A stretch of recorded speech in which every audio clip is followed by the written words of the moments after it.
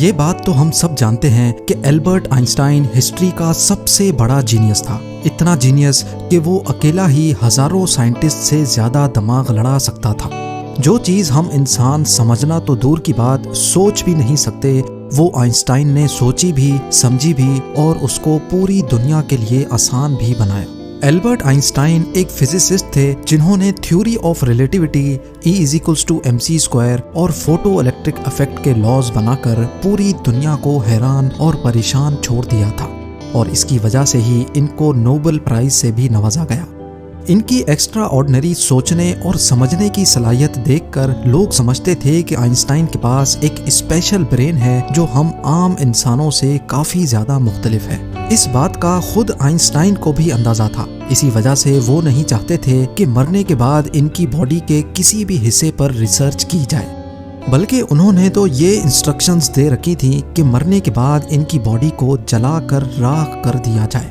लेकिन फिर वही हुआ जिसका आइंस्टाइन को डर था। 18 अप्रैल 1955 को प्रिंसटन हॉस्पिटल में जब आइंस्टाइन का इंतकाल हुआ तो ऑटोप्सी के लिए यानी मौत की वजह जानने के लिए जो डॉक्टर आया उसने चुपके से आइंस्टाइन का ब्रेन निकाल लिया, क्योंकि उसको ये जानने की क्यूरियोसिटी थी कि दुनिया के सबसे बड़े जीनियस के ब्रेन में आखिर ऐसा है क्या।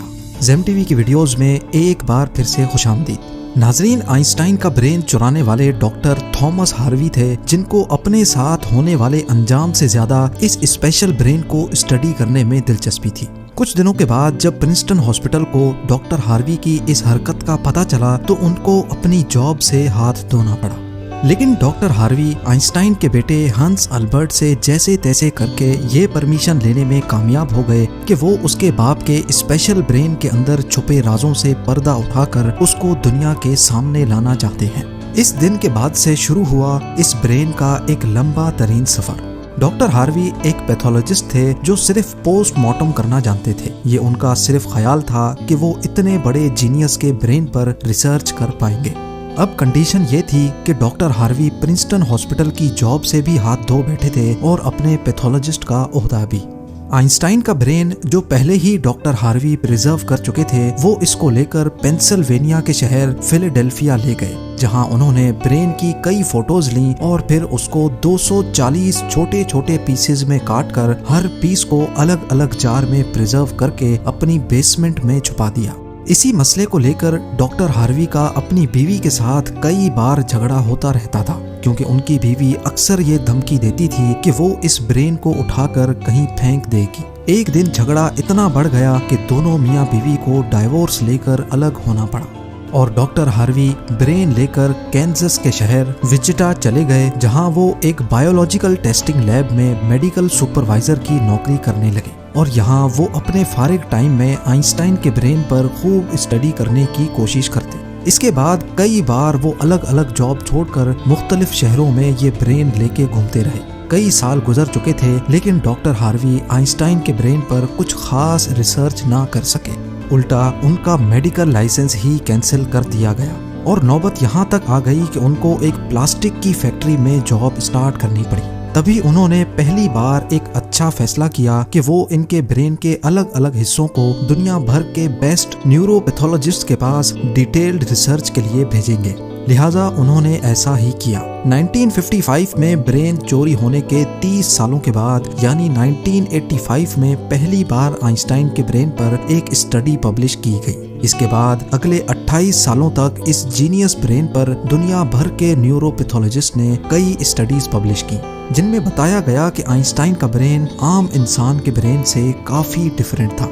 सबसे बड़ा डिफरेंस ब्रेन के कॉर्पस कैलोसम नामी हिस्से में पाया गया।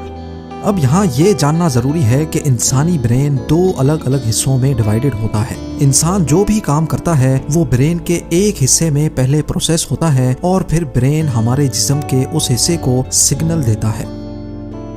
लेफ्ट ब्रेन हमारे जिस्म के राइट हिस्सों को कंट्रोल करता है, जबकि राइट ब्रेन हमारे जिस्म के लेफ्ट हिस्से को कंट्रोल करता है।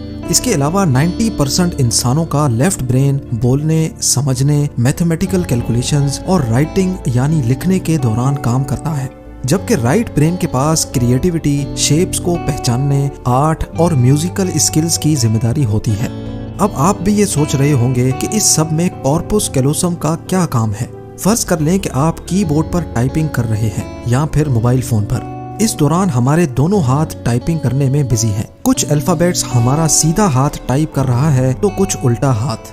टाइपिंग के दौरान आपके लेफ्ट हैंड से एक मिस्टेक हुई तो आपने फौरन अपना राइट हैंड इस्तेमाल करके उस मिस्टेक को इरेज किया। तो इसका मतलब ये हुआ कि जब हमारे राइट ब्रेन से मिस्टेक हुई तो उसने लेफ्ट ब्रेन को फौरन सिग्नल देकर वो मिस्टेक ठीक करवाई। ब्रेन के दोनों हिस्से आपस में जिस चीज के थ्रू कम्युनिकेट करते हैं उसको कॉर्पस कैलोसम कहा जाता है।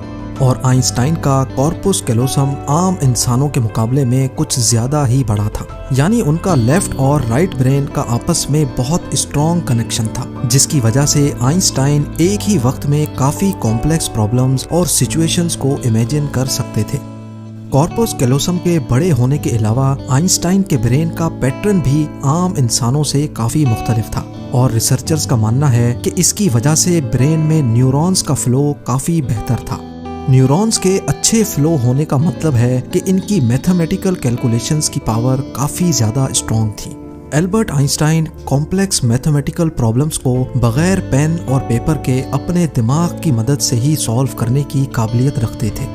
न्यूरॉन्स ज्यादा होने की एक और वजह भी रिसर्च पेपर्स में बताई गई। जब आइंस्टाइन के ब्रेन का वजन किया गया तो उसका वजन 1230 ग्राम था, जबकि आम इंसानों का 1400 ग्राम होता है। रिसर्चर्स का मानना है कि इनके ब्रेन की लाइनिंग काफी पतली थी, जिसकी वजह से इनमें ज्यादा न्यूरॉन्स पाए जाते थे। लेकिन सबसे बड़ा सवाल अभी भी वही था कि क्या आइंस्टाइन ऐसे स्पेशल ब्रेन के साथ पैदा हुए थे या इनके पैदा होने के बाद इसमें चेंजेस आई। जांच के बाद मालूम पड़ा कि एल्बर्ट आइंस्टाइन जब पैदा हुए थे तो वो पूरे 5 सालों तक बोल नहीं सकते थे, जबकि दूसरे बच्चे 2 या 3 साल की उम्र में बोलना शुरू कर देते हैं। जब उन्होंने बोलना शुरू भी किया तब भी वो ज्यादा बोलना पसंद नहीं करते थे, बल्कि हमेशा अपनी सोचों में ही गुम रहते थे। उनके पास चीजों को मेमोराइज करने की पावर काफी कम थी, यहाँ तक कि उनको सिंपल मैथ्स के टेबल भी याद करने में मुश्किल होती थी। वो मैथ्स और नंबर्स को लॉजिकल तरीकों से प्रोसेस करने के मास्टर थे, ना कि उनको रट्टा लगाकर याद करने के। स्कूल लाइफ में बाकी हर सब्जेक्ट में आइंस्टाइन फेल होते थे, सिर्फ मैथ्स और साइंस वो वाहिद सब्जेक्ट्स थे जिसमें आइंस्टाइन के नंबर्स सबसे ज्यादा आते थे। जब एल्बर्ट आइंस्टाइन 12 साल के थे तब एक फैमिली टीचर अपनी ज्योमेट्री की बुक इनके पास भूल गए। हैरत अंगेज तौर पे सिर्फ एक ही दिन में आइंस्टाइन वो पूरी बुक पढ़कर अपने ज्योमेट्री के कॉन्सेप्ट्स क्लियर कर बैठे। ना सिर्फ इतना, बल्कि सिर्फ 14 साल की उम्र में ही वो इंटीग्रल और डिफरेंशियल कैलकुलस के मास्टर बन चुके थे। मैथ्स और साइंस में इनकी इतनी स्ट्रॉन्ग ग्रिप थी कि जब वो क्लासरूम में कोई सवाल पूछने के लिए हाथ खड़ा करते थे तो प्रोफेसर्स घबराने लगते थे, क्योंकि आइंस्टाइन के अक्सर सवाल टीचर्स के भी ऊपर से गुजर जाते थे। छोटी सी उम्र में ही वो इस यूनिवर्स के लॉज को एक छोटी सी इक्वेशन में बंद करना चाहते थे और यही उन्होंने अपनी जिंदगी का मकसद बना लिया था। 26 साल की उम्र में आइंस्टाइन ने 4 रिसर्च पेपर्स पब्लिश करके पूरी दुनिया को हैरान कर डाला और इसी वजह से उनको पीएचडी की डिग्री और ह्यूमैनिटी के लिए आला किरदार अदा करने की सूरत में नोबेल प्राइज से भी नवाजा गया। इसका अंदाजा आप सिर्फ इस बात से लगा लें कि आज भी आइंस्टाइन की उन थीसिस के बिना साइंस बिल्कुल अधूरी है। कई डॉक्टर्स और साइंटिस्ट ने ये नतीजा निकाला कि आइंस्टाइन का ब्रेन उनके पैदा होने के बाद स्पेशल बना था, जिसकी सबसे बड़ी वजह यह थी कि जब उनको अपने सवालों का कोई जवाब नहीं मिलता था तो वो खुद अपने दिमाग की मदद से जवाब तलाश किया करते थे। छोटी उम्र में ही ऐसा करने से इनका ब्रेन उसी हिसाब से डेवलप होता गया।